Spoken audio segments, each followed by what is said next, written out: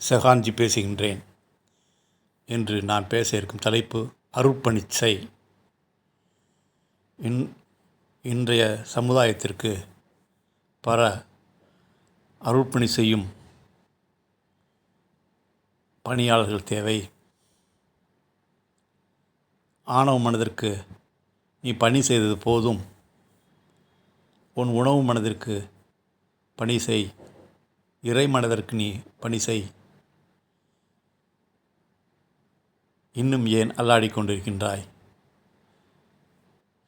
ஆணவ மனதின் குரலை கேட்டு இன்னும் ஏன் இவ்வுலகில் அல்லாடிக் கொண்டிருக்கின்றாய்? தெய்வீக பணி செய்ய ஆயத்தமாக. இன்னும் எத்தனை பிறவிகள் எடுக்கப் போகின்றாய்? எத்தனை பிறவிகள் எடுத்தாலும் அதே வேலையைத்தான் திரும்பி திரும்பி செய்வாய். ஆட்டு மந்தைகளாகத்தான் என்ன செய்கின்றோம், ஏது செய்கின்றோம் என்ற உணர்வில்லாமல் செய்ததையே திருப்பி திருப்பி செய்யத்தான் இந்த உலகில் நீ பிறந்தாயா? இன்னும் எத்தனை பிறவிகள் எடுத்துக்கொண்டிருப்பாய்? ஏன் இன்னும் நீ இரண்டாம் பிறப்பு எடுக்கவில்லை? இரண்டாம் பிறப்பா?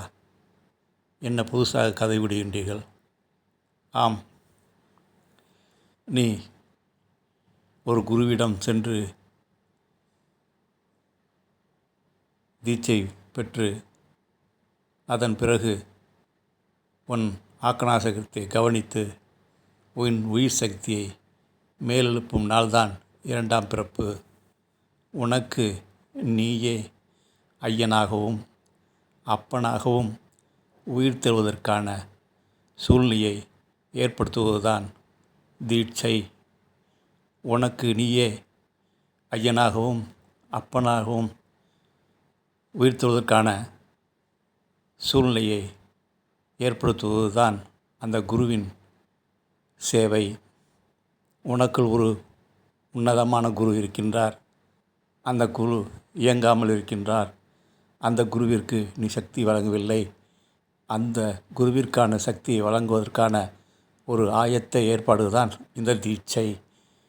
வெளியுலக குரு உன்னிடம் இருக்கும் அந்த சிறு நெருப்பை தூண்டிவிடுவார். நீ உன் நெற்றிக்கண்ணில் உணர்வை கவனித்து கவனித்து அதை பெரும் ஜுவாலையாக்க வேண்டும். அதன் பிறகு இப்படி செய்தால் உன் ஆணவ மனம் விலகி உன் உணர்மனம் உயிர் பற்று அது மிகுந்த விழிப்புணர்வு நிலைக்கு சென்று பிரபஞ்ச மனமாகி அது அருட்பணி செய்ய ஆரம்பித்துவிடும். தேவைப்படும் பொழுது மட்டும் நீ உன் ஆணவ மனதை பயன்படுத்துவாய். அது அப்பொழுது வேலைக்காரனாகிவிடும். இங்கே பல அருட்பணியாளர்கள் தேவை. ஐயனாகவும் அப்பனாகவும் உனக்கு நீயே எப்பொழுது உயிர்த்தெழப் போகின்றாய்? ஐயப்ப அவதாரத்தின் கான்செப்ட் இதுதான். உன் சக்கரங்களுக்கிடையே உயிரோட்டம், உயிர் சக்தி பாய்கின்றதல்லவா? முதல் சக்கரம் அணுக்கு மூலாதாரம் பெண்தன்மையாகவும், சுவாதிஷ்டானம் ஆண்தன்மையாகவும், மணிப்புரகா பெண்தன்மையாகவும், அநாகதா ஆண்தன்மையாகவும், விசுக்தி பெண்தன்மையாகவும், ஆக்னா ஆண்தன்மையாகவும் இருக்கின்றது. இந்த சக்கரங்களுக்கிடையே உன் சக்தியை உயிர்த்தெழச் செய்வதுதான் உனக்கு நடக்கும் தெய்வீக திருமணம். உனக்கு நடக்கும் இரண்டாம் பிறப்பு. உனக்கு நீயே ஐயனாகவும் அப்பனாகவும் இருக்கிறாய்.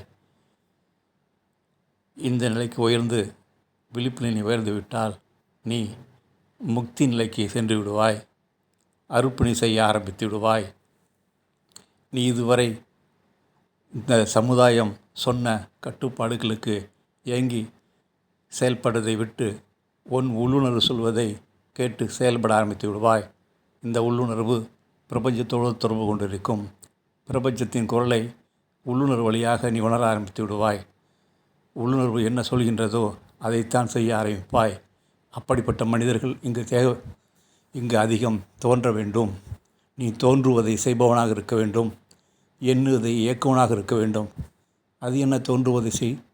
உள்ளுணர்வில் என்ன தோன்றுகிறதோ உன் பிரபஞ்சத்தின் குரல் உள்ளுணர்வாக தோன்றும். அதன்படி நீ செயல்பட்டால் நீ தோன்றுவதை செய்பவன். சராசரி மனிதன் மனதின் குரலேட்டு செய்கின்றான். அதனால்தான் அவனால் துடிதுடிப்பாகவும் உற்சாகமாகவும் கொண்டாட்டமாகவும் அவனால் செயல்பட முடியவில்லை. ஆணவ மனதின் குரலை கேட்டு செயல்படுவதால் தான் அவனால் இயல்பாகவே இருக்க முடியவில்லை. பதட்டமாகவும் ஆர்ப்பாட்டமாகவும் பரபரப்பாகவும் இருக்கிறான். அவனிடம் பகிர்தல் நிகழ்தலே இல்லை. பகிர்ந்தால்தானே ஆனந்தம் வெளிப்படும். கொடுத்தால்தானே ஆனந்தம் உற்சாகம் ஏற்படும். மனிதா, இந்த ஐயப்ப அவதாரத்தின் கதை என்னவென்றால், சிவன்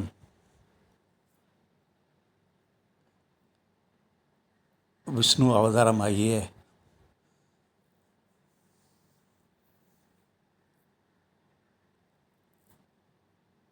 ஒரு பெண் வேடமிட்டு அந்த பெண்ணோடு இணைந்து அப்பொழுது வெளிப்பட்ட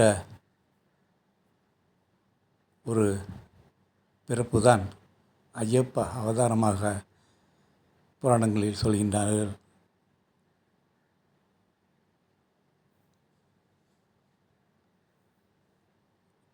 இதனுடைய உண்மையான ஆன்மீக குறியீடு என்னவென்றால், உங்களுக்குள்ள சக்கரங்களுக்கிடையே ஒரு உயிர் சக்தி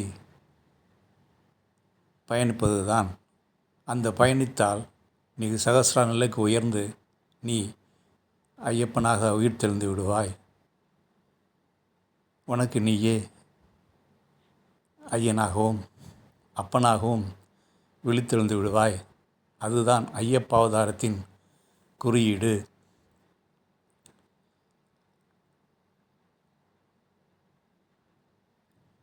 நீ ஏன் இன்னும் இரண்டாம் பிறப்பு எடுக்காமல் மீண்டும் மீண்டும் பிறந்து பிறந்து மரணத்துக்கு ஆளாகின்றாய்? வள்ளலார் இதற்காகத்தான் மரணமில்லா பெருவாழ்வு என்ற ஒரு முறையை நமக்கு சொல்லிச் சென்றுள்ளார். பல ஜென்மங்கள் எடுத்து சராசரி வாழ்க்கை வாழ்ந்தது போதும், உன்னால் மரணமில்லா நிலைக்கு செல்ல முடியும் என்று வள்ளலார் அவதாரத்தின் வழியாக இந்த பிரபஞ்சம் நமக்கு சுட்டி காட்டி சென்றுள்ளது. அதனுடைய பாதை கடினமாக இருக்கலாம், அதன் கட்டுப்பாடுகள் கடினமாக இருக்கலாம். ஆனால் லட்சத்தில் ஒருவராவது அந்த நிலைக்கு உயர வேண்டும் அல்லவா? இந்த உலகம் மிகுந்த ஆணவத்தன்மையோடு ஆணவக்காரர்களின் ஆட்டத்தில் மாட்டி சிக்கிக் கொண்டிருக்கிறது. தர்மம் இருந்த வணிக கூட்டம் இந்த மனித கூட்டத்தை பாடாய்ப்படுத்தி கொண்டிருக்கின்றது. பணத்திற்காக எதையும் செய்ய துடித்து கொண்டிருக்கிறது.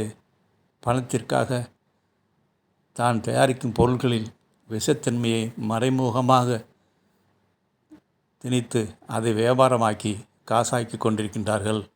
அதை உண்பது சராசரி மனிதன் அல்லவா? அந்த மனிதனுக்குள் சத்தியம் இருக்கின்றது அல்லவா? அதனால்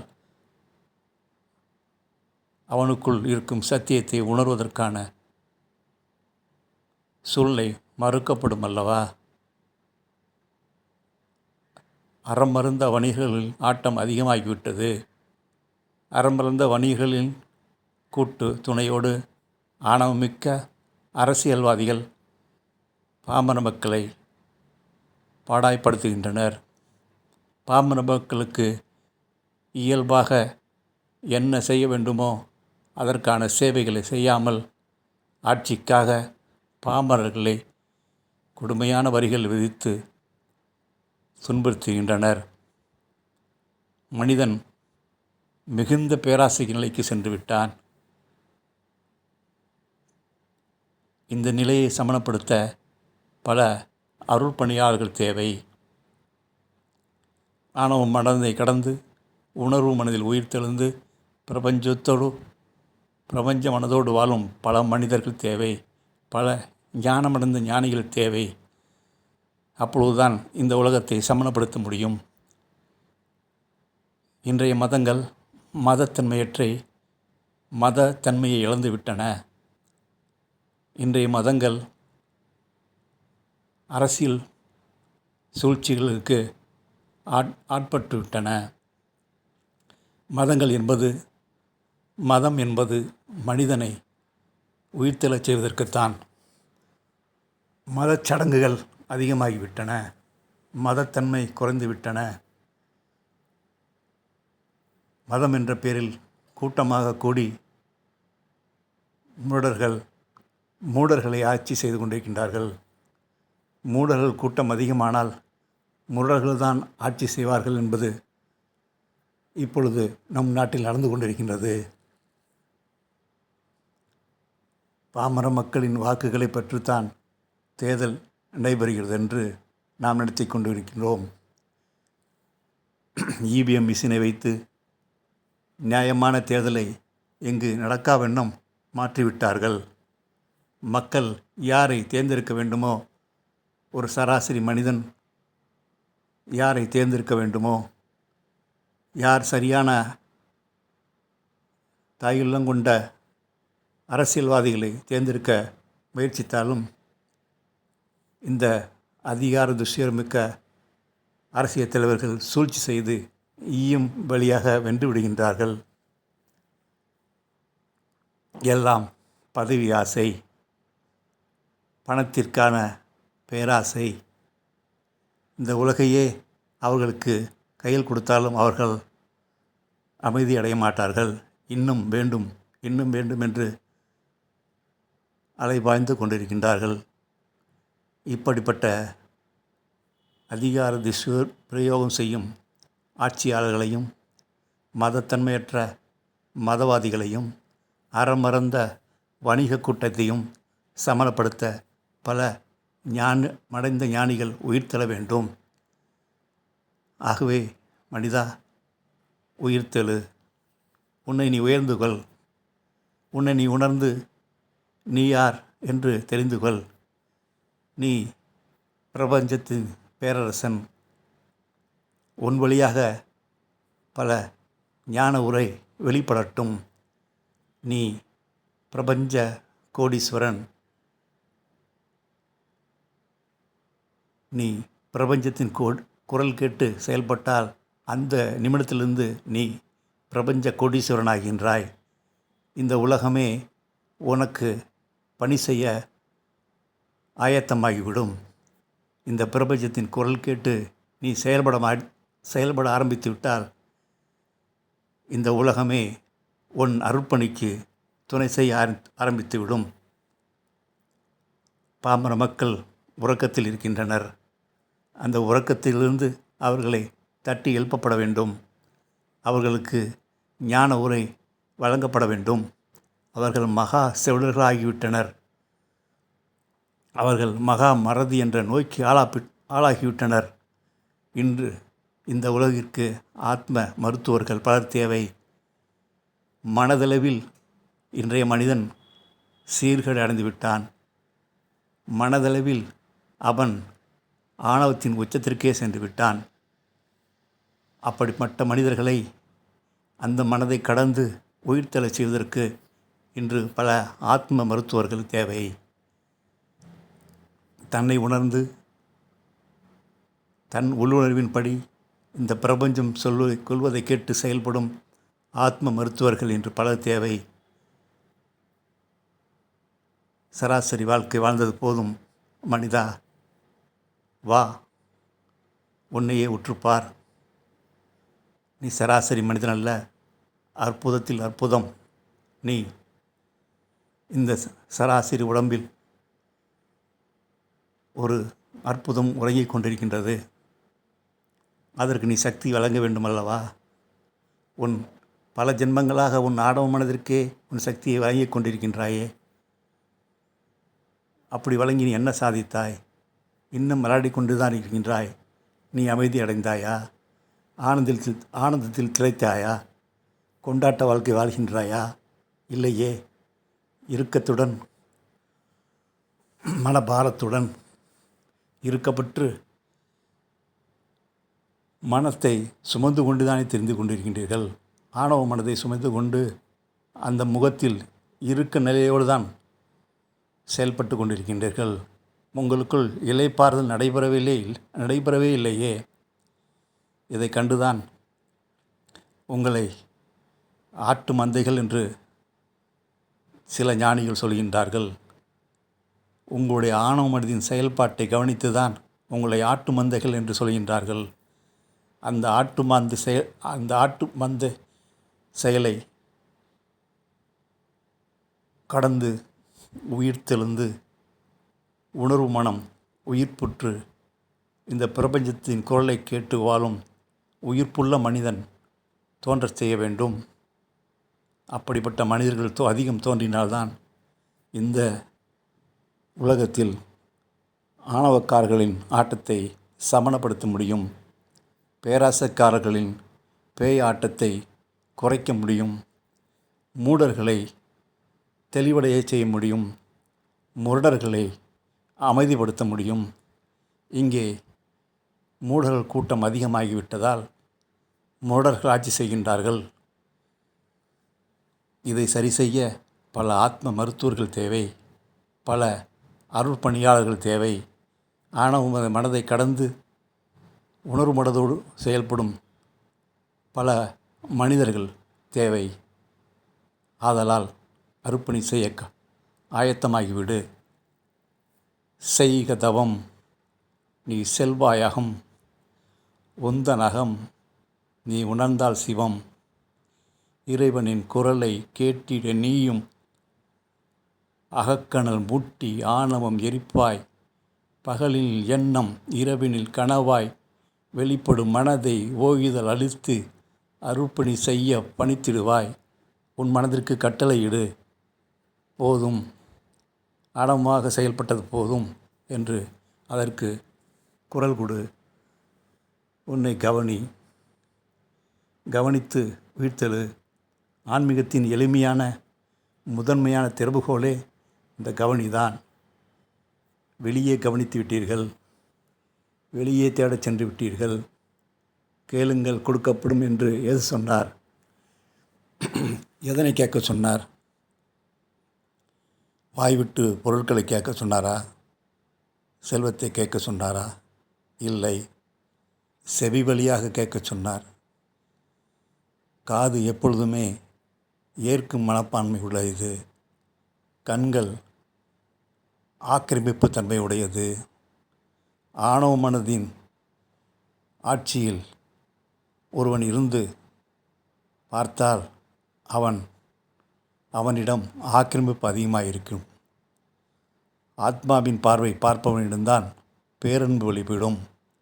இன்று இருப்பவர்கள் பெரும்பாலும் ஆணவ மனதினால் பாதிக்கப்பட்டு ஆக்கிரமிப்பு மிக்க பார்வைதான் பார்த்து கொண்டு வன்முறையை வெளிப்படுத்தி கொண்டிருக்கின்றார்கள். ஒரு மனிதனை தொடர்ந்து 3 நிமிடம் பார்த்தால் அந்த பார்க்கப்படும் நபர் தொந்தரவுக்குள்ளாகி விடுகின்றான். ஏனென்றால் கண்கள் பார்வை உங்களை தொந்தரவு செய்துவிடும். ஆணவ மனதின் பார்வையால் நீங்கள் தொந்தரவுக்கு ஆளாகிவிடுவீர்கள். மனதை கடந்து உணர்வும் உயிர் பெற்று பிரபஞ்ச மனதோடு ஒருவன் உன்னை பார்த்தால் அது ஆத்ம பார்வை, அது ஆனந்த பார்வை, அது பிரபஞ்ச பார்வை. இப்படி பிரபஞ்ச பார்வை பார்க்கும் பல மனிதர்கள் இன்று தோன்ற வேண்டும். இங்கே நடக்கும் அதிகார துஷ்பிரயோகம் செய்யும் அரசியல்வாதிகளை அமைதிப்படுத்தவும், மதத்தன்மையற்ற மதவாதிகளின் ஆட்டத்தை குறைக்கவும், அறம் மறந்த வணிக குழுக்கள் சராசரி மனிதர்களை பொருட்களாக பயன்படுத்தி வருகின்றார்களே, அதனை சரி செய்ய வேண்டாமா? இன்றைய ஆட்சியாளர்களும் மதத்தன்மையற்ற மதவாதிகளும் அறமறந்த வணிக குழுக்களும் சராசரி மனிதர்களை பொருட்களாக பயன்படுத்தி கொண்டிருக்கின்றார்கள். அவர்கள் வியாபாரத்திற்காக சராசரி மக்களை பொருட்களாக பயன்படுத்தி கொண்டிருக்கிறார்கள். நீ பொருளா? நீ உயிர்ப்புள்ள மனிதன்தானே? நீ விழித்து கொள்ள வேண்டாமா? எப்பொழுது விழித்து கொள்ளப் போகின்றாய்? நீ வெறும் ஜடம் என்று நினைத்து கொண்டிருக்கின்றாயா? நீ வெறும் உடல் என்று நினைத்து கொண்டிருக்கின்றாயா? அற்புதத்தில் அற்புதமான ஒன்று உன்னில் உறங்கிக் கொண்டிருக்கின்றதே. அதற்கு எப்பொழுது சக்தியை வழங்கப் போகின்றாய்? அதற்கு சக்தி வழங்குவதற்கான சூழ்நிலையை எப்பொழுது ஏற்படுத்தப்படுகின்றாய்? உனக்குள் உள்ள உன்னதத்தை உணர்வதற்கான சூழ்நிலையை ஏற்படுத்துவதற்காக தான் தியானம் செய். கவனி, உன்னை உற்றுப்பார். அதனுடைய அற்புதம் உனக்கு தெரியும். உன்னை உணர்வதற்கு, உன்னை சுட்டு காட்டுவதற்கு உணர்வுபூர்வமாக குருவினை தேடு. இந்த பிரபஞ்சம் உன்னை சுட்டி காட்டுவதற்கு மனித வடிவில் உன் முன் ஒரு குருவினை தோன்ற செய்து உனக்குள் இருக்கும் குருவை உயிர்ப்புறச் செய்து தீட்சை அளித்து விடுவார். தீட்சை பற்று அந்த உணர்வை கவனித்து உள்ளுக்குள் இருக்கும் அந்த பேரன்பு பெட்டகத்தை திறந்துவிடு.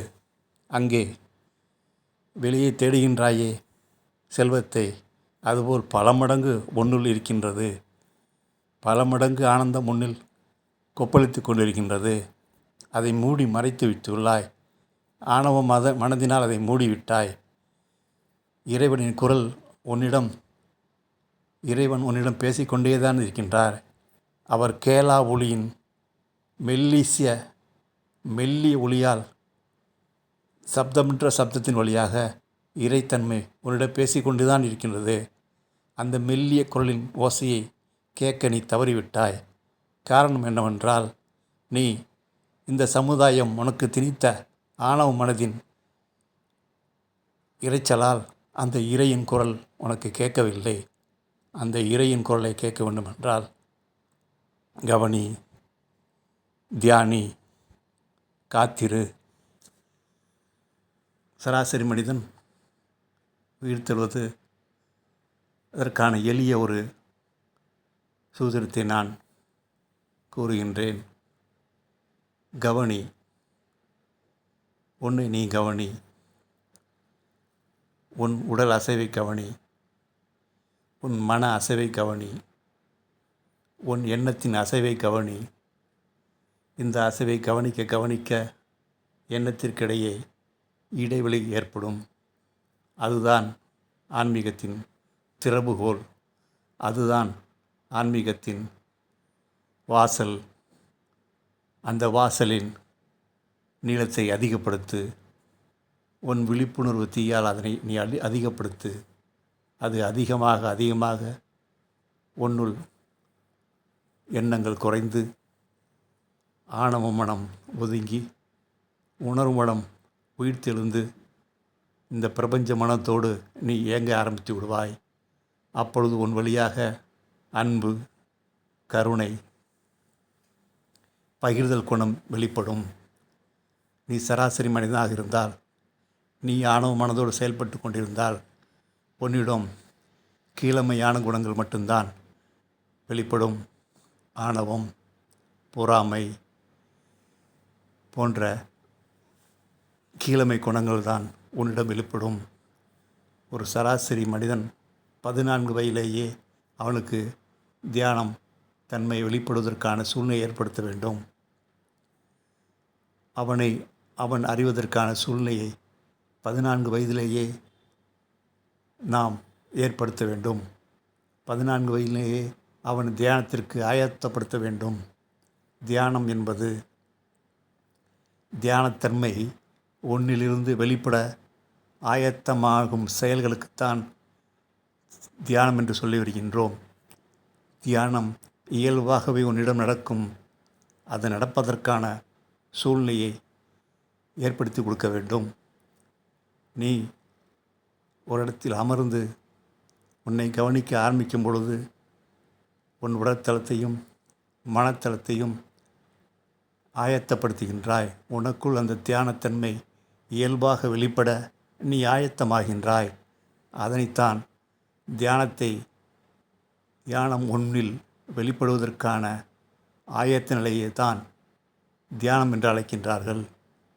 புல் தானாகவே வெளிப்படும். ஒரு ஜென் ஞானியிடம், ஒரு ஜென் குருவிடம் ஒருவர் கேட்டார், உங்களுடைய அன்றாட பணி என்ன? அவர் சொன்னார், பசி எடுத்தால் சாப்பிடுகின்றேன், உறக்கம் வந்தால் உறங்குகின்றேன் என்று கூறினாராம். கேட்டவருக்கு ஒன்றும் புரியவில்லை. நீங்கள் பெரிய ஞானி அல்லவா, என்ன இப்படி சொல்கின்றீர்கள்? நான் ஞானியாக இருப்பதால்தான் அப்படி சொல்கின்றேன். பசி எடுத்தால் சாப்பிடுகின்றேன், உறக்கம் வந்தால் உறங்குகின்றேன். நான் சொல்வது உனக்கு புரியவில்லையா? நான் செய்வது இந்த 2 செயல்களை தான். மற்றவையெல்லாம் என் வழியாக செயல்கள் நிகழ்த்தப்படுகின்றன. என் வழியாக அருட்பணி செயல்பட்டு கொண்டிருக்கின்றன என்று பதில் கூறினாராம்.